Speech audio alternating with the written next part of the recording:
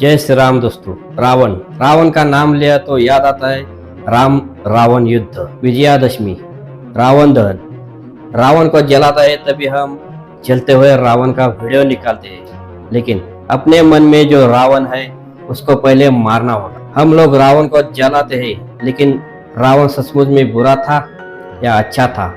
इस देश में रावण को अच्छा मानने वाले भी है और बुरा मानने वाले भी। क्या रावण अहंकारी था या क्रोधित था?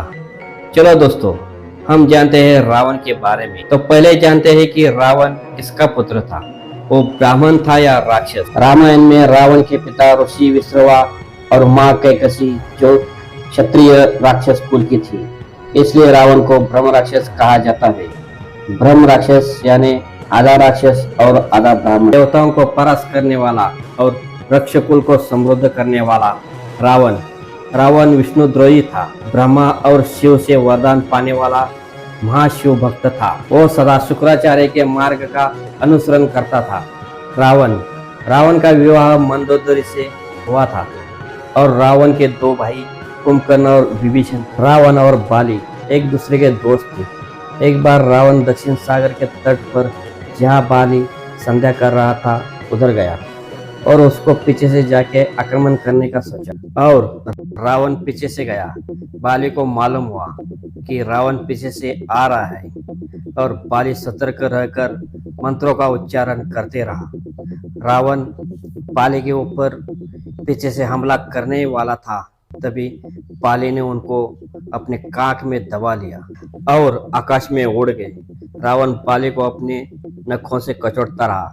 बाली ने कोई चिंता नहीं की। रावण को छुड़ाने के लिए उनके मंत्री और अनुचरण पीछे से शोर मचाते हुए आए, परंतु वो बाली के पास तक न पहुंच सके। फिर बाली रावण को लेकर पश्चिम सागर के तट पर पहुंचकर उसने संध्योपासना पूरी की। फिर वो रावण को लेकर किष्किंधापुरी लौटे और अपने उपवन में एक आसन पर बैठकर रावण को अपनी काख से निकालकर पूछा, अब बोलिए आप कौन हैं और किस लिए आए हैं? रावण ने बताया कि मैं लंका का राजा रावण आपके साथ युद्ध करने आया था। मैंने आपका अद्भुत बल देख लिया। मैं आपके साथ हार गया हूँ, लेकिन आपसे अग्नि को साक्षी मानकर मित्रता करना चाहता हूँ। फिर दोनों ने अग्नि को साक्षी मानकर एक दूसरे की मित्रता स्थापित की। कुबेर को हराने के बाद दशानन अपना पुष्पक विमान लेकर निकलता है। तभी रास्ते में कैलाश पर्वत बीच में आता है। उसको हटाने के लिए प्रयास करता है। तब नंदी जी दशानन को रोकते हैं, लेकिन दशानन उनका अपमान करके कैलाश पर्वत को खिसका रहा होता है। तब भगवान शिव अपना पैर का अंगूठा रखते हैं, जिस कारण दशानन का हाथ पर्वत के नीचे कुचल जाता है और दर्द के कारण दशानन इतनी जोर से धाड़ मारता है कि उनका नाम रावण पड़ जाता है। रावण का अर्थ है कि तेज आवाज में धाड़ना, रावण नाम मिलना। रावण के और कई नाम हैं, जैसे कि लंकेश, दशानन, 10 कंठी कहा जाता है। नल कुबर की प्रेमिका रंभा ने रावण ने की हुई अत्याचार की आप बीती सुनाई। वो सुनने के बाद नल कुबर क्रोधित हो गया, लेकिन उसको मालूम था कि रावण से लड़कर रावण को परास्त नहीं किया जा सकता।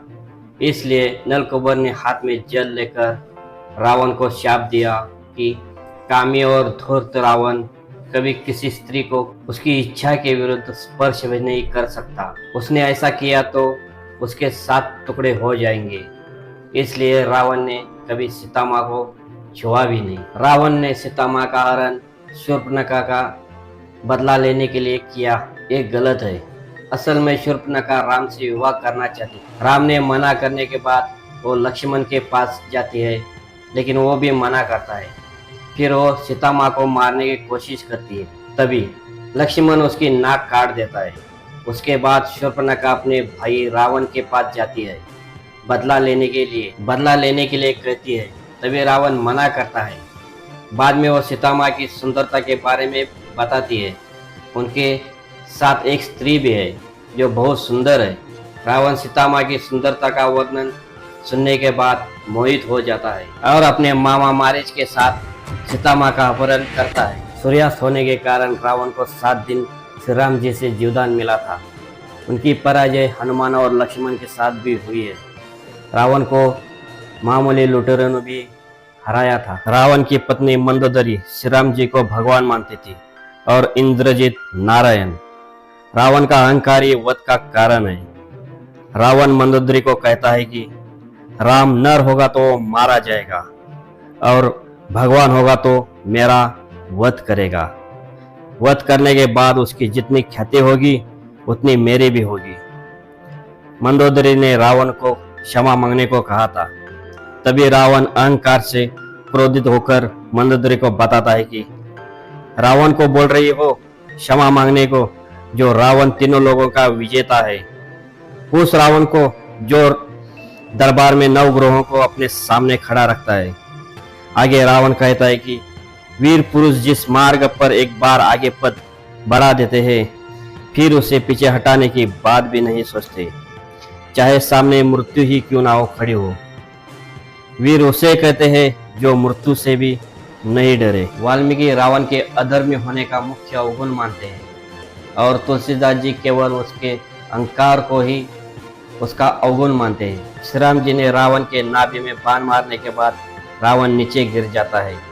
रावण नीचे गिरने के बाद सब रावण के पास जाकर इकट्ठे खड़े होते हैं। रावण के जुदाई के अंतिम चरण में राम लक्ष्मण को कहते हैं, कुछ सीखो इनसे। हम सब लोगों को सीखना होगा तो कहीं से भी सीख सकते हैं। रावण से वैर था, फिर भी राम लक्ष्मण को सीखने के लिए कहते हैं। रावण से ही वो सीख मिल सकती है जो कहीं से भी नहीं मिल सकती। 4 वेद पुराण का ज्ञाता जो रावण है, उसे बहुत कुछ सीखने को मिल सकता है। राम लक्ष्मण को सीखने के लिए रावण के पास भेजते हैं, लेकिन लक्ष्मण अहंकार के कारण रावण के सर के पास जाके खड़ा होता है। तभी श्री राम जी बोलते हैं, नहीं, सीखने के लिए चरणों के पास जाना है। और लक्ष्मण रावण के चरणों के पास जाकर खड़े होते हैं।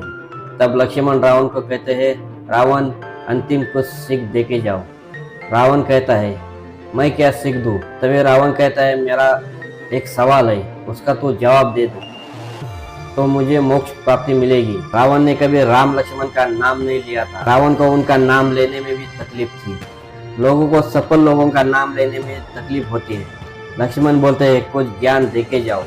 तब रावण कहता है, मेरा एक सवाल का जवाब दो। लक्ष्मण बोलते हैं, पूछो। रावण कहता है, मेरा सवाल ये है कि तुम क्षत्रिय, मैं ब्राह्मण, मैं ज्ञान में तुमसे बड़ा, मेरी सेना भी तुमसे बड़ी, और तुम वनवासी होके भी मुझे मेरी धरती पर परास्त किया, मैं हारा क्यों? लक्ष्मण कहते हैं, मुझे नहीं पता। रावण कहता है, यही तुमको सिखाना चाहता हूँ। तुम चरित्रवान और मैं चरित्रहीन। तुम दोनों भाई एक साथ हो और मेरा भाई मुझसे चरित्रहीन होने के कारण अलग था, इसलिए मैं हारा। दोस्तों, रावण अच्छा होने के बाद भी एक गलती के कारण श्री राम जी से मारा गया। रावण से हमें ये सीख सकते हैं कि अहंकार नहीं करना चाहिए। रावण को अपनी शक्ति और बल का अहंकार था। अपनी गुप्त बातें और रहस्य किसी को नहीं बताना चाहिए, जैसे रावण ने विभीषण को बताया था और विभीषण ने श्री राम जी को बताया था।